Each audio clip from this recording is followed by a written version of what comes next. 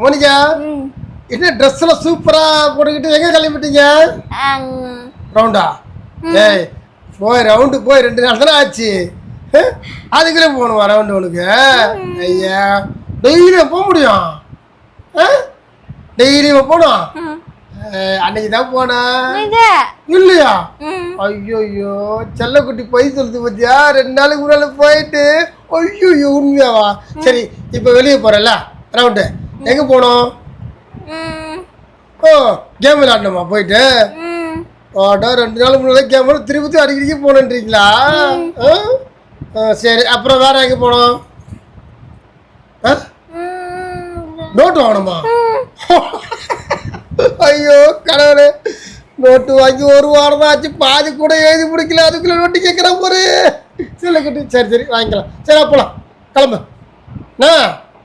பாய்.